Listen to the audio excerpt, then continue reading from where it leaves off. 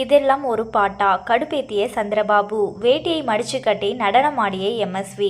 இதை பற்றின முழு விவரங்களையும் தெரிந்து கொள்ள வீடியோ முழுமையாக பாருங்கள். உங்களுக்கு நடிகர் சந்திரபாபு அவர்களை பிடிக்கும்னா வீடியோவை லைக் பண்ணிவிட்டு நம்ம சேனலை சப்ஸ்கிரைப் பண்ணி பக்கத்தில் இருக்க பெல்லைக்கான கிளிக் பண்ணி அதில் ஆளுங்கிற ஆப்ஷனை செட் பண்ணி வச்சுக்கோங்க. அப்போ தான் நம்ம அப்லோட் பண்ணுற வீடியோ உடனுக்குடனே உங்களுக்கு நோட்டிஃபிகேஷனாக வந்து சேரும். வாங்க வீடியோக்குள்ளே போகலாம். தமிழ் சினிமாவில் 60களில் நடிகர், கதாசிரியர், பாடலாசிரியர், பாடகர், தயாரிப்பாளர் என ரவுண்ட் கட்டி அடித்தவர் சந்திரபாபு. 50களின் இறுதியில் சினிமாவில் நுழைந்து காமெடி நடிகராக வளர்ந்தார். எம்ஜிஆர், சிவாஜி போன்ற நடிகர்களின் படங்களில் நடித்திருக்கிறார். அதேபோல் அவர் நடிக்கும் படங்களில் எல்லாம் ஒரு பாடலையும் பாடி நடித்திருக்கிறார். அப்படி அவர் பாடி நடித்த எல்லா பாடல்களுமே ரசிகர்களிடம் பெரிய வரவேற்பை பெற்றது. குறிப்பாக புத்தி உள்ள மனிதரெல்லாம் வெற்றி காண்பதில்லை, குங்கும பூவே கொஞ்சு புறாவே என பல பாடல்களை சொல்லலாம். அந்த பாடலுக்கு அசத்தலாக நடனமாடி ரசிகர்களையும் கவர்ந்து விடுவார். நாகேஷ்க்கு முன்னணி காமெடி நடிகராக இருந்தார் சந்திரபாபு. சினிமாவில் இந்த இடத்தை அடைவதற்கு முன் அவர் பல அவமானங்களையும் சந்தித்திருக்கிறார். துவக்கத்தில் சினிமாவில் ஏதோ ஒன்றில் நுழைய ஆசைப்பட்ட சந்திரபாபு பாடகராக வேண்டும் என நினைத்து இசையமைப்பாளர்களிடம் சென்று வாய்ப்பு கேட்டார். ஆனால் கிடைக்கவில்லை. ஒருமுறை அப்போது பிரபலமாக இருந்த இசையமைப்பாளர் MS சுப்பையா நாயுடுவை சந்தித்து பாட வாய்ப்பு கேட்டார் சந்திரபாபு.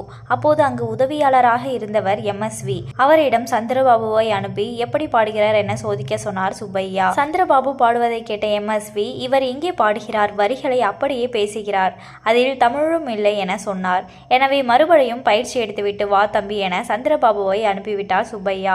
போகும்போது MS விஸ்வநாதனை முறைத்து கொண்டே சென்றார் சந்திரபாபு. காலங்கள் ஓடியது. சந்திரபாபு சினிமாவில் நடிக்க துவங்கி பாடல்களையும் பாடி வந்தார்.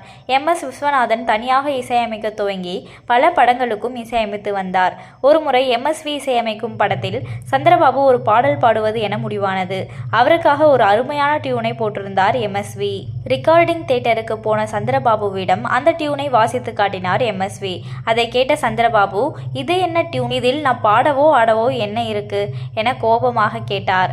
அங்கிருந்தவர்கள் அதிர்ச்சி அடைந்தனர். ஆனால் பழசை மனதில் வைத்தே சந்திரபாபு இப்படி பேசுகிறார் என்று MSVக்கு புரிந்துவிட்டது. MSV கோபப்படவில்லை. தனது இசைக்கலைஞர்களை அந்த பாடலை வாசிக்க சொன்னார்.